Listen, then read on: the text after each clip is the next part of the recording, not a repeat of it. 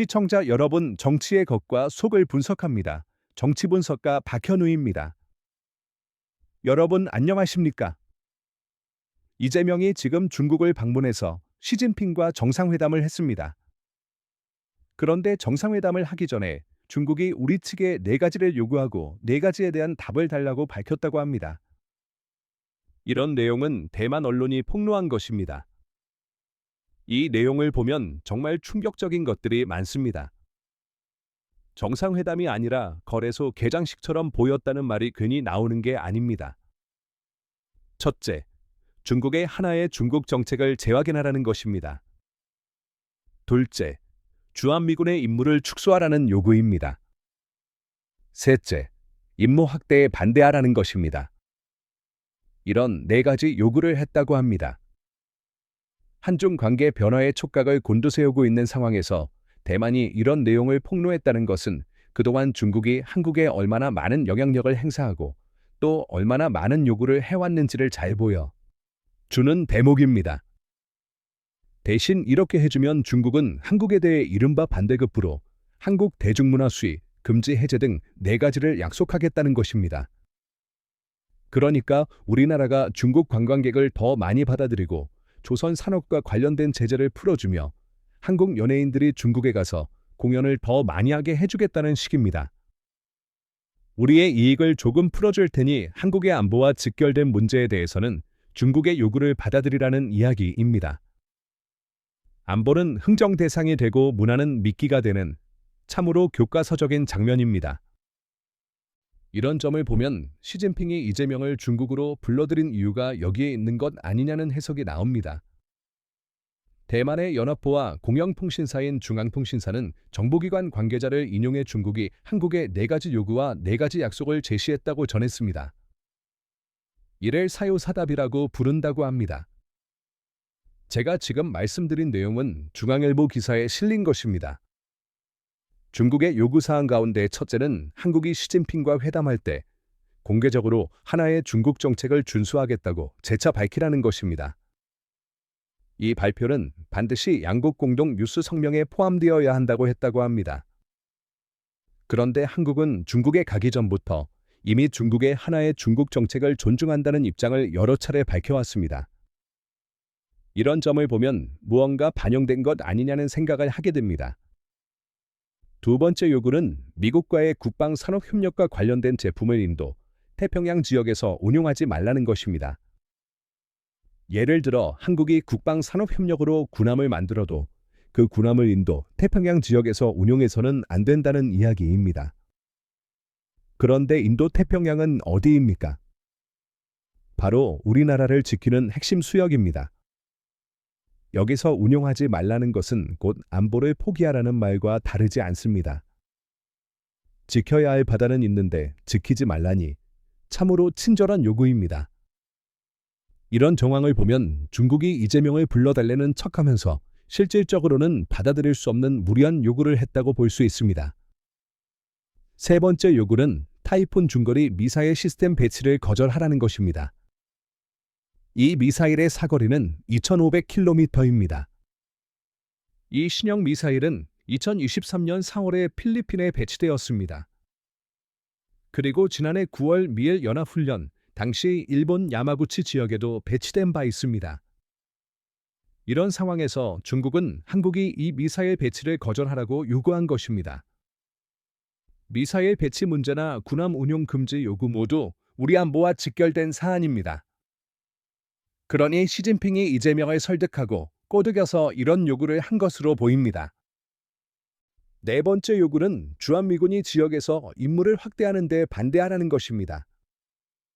이는 주한미군이 대만 유사시 투입되는 것에 대해 한국이 반대 입장을 공식적으로 밝히라는 요구로 해석됩니다. 중국이 대만을 침공할 경우 주한미군이 개입하는 것을 사전에 차단하려는 의도로 보입니다. 그래서 한국이 앞장서서 임무 확대 반대를 선언하라는 것입니다. 남의 전쟁은 남의 일이지만 우리의 동맹은 남의 간섭 대상이 되는 묘한 상황입니다. 이처럼 중국이 하나의 중국을 포함한 네 가지 요구를 했다는 것이 대만 측의 주장입니다. 실제로 이재명은 최근 중국 중앙방송과의 인터뷰에서 하나의 중국을 존중한다는 입장은 변함이 없다고 말했습니다.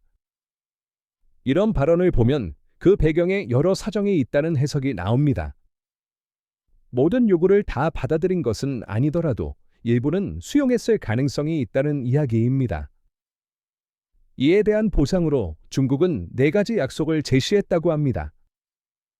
첫째, 하나오션 자회사에 대한 제재를 정식으로 해제하겠다는 것입니다. 현재 이 조선소 자회사에 대해 중국이 제재를 가하고 있는데 이를 풀어주겠다는 이야기입니다. 둘째, 한한령을 폐지하고 한국 연예인의 중국 공연을 허락하겠다는 약속입니다. 즉, 한국 연예인과 대중문화 종사자들이 중국에서 공연하고 영화나 방송 활동을 더 넓게 할 수 있도록 해주겠다는 것입니다. 셋째, 중국 관광객의 한국 여행을 확대하겠다는 약속입니다. 지난해 기준 상반기에는 3배, 하반기에는 5배까지 늘리겠다고 합니다. 모두 경제와 관련된 내용입니다. 넷째는 김정은과의 대화가 성사되도록 협조하겠다는 약속입니다. 이는 이재명과 북한 지도부 간 대화, 나아가 남북 정상회담까지도 염두에 둔 것으로 보입니다. 다만 여기에는 한반도 비핵화는 포함되지 않는다는 제한이 붙어 있습니다. 즉, 북한의 입장을 존중한 채 대화를 연결해 주겠다는 것입니다. 비핵화는 빼고 대화만 하자는 제안, 참으로 선택과 집중이 분명합니다.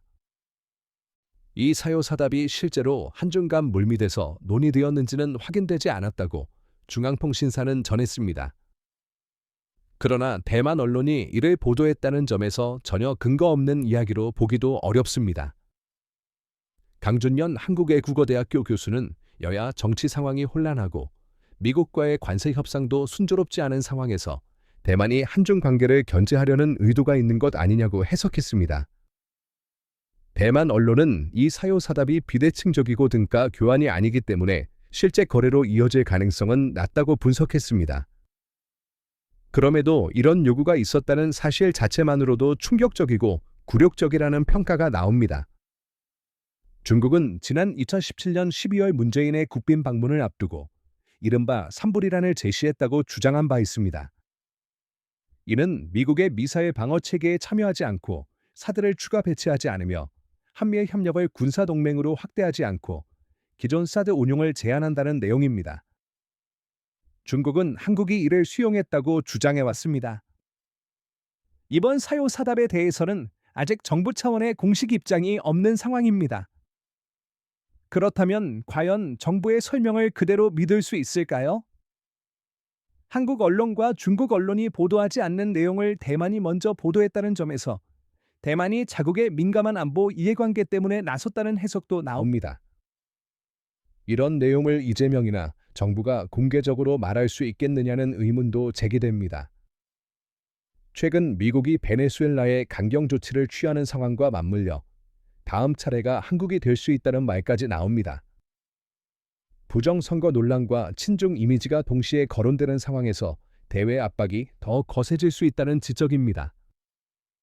만약 이재명이 이런 제안을 실제로 받았거나 일부라도 수용했다면 그 자체로 엄청난 파장이 될 수밖에 없습니다.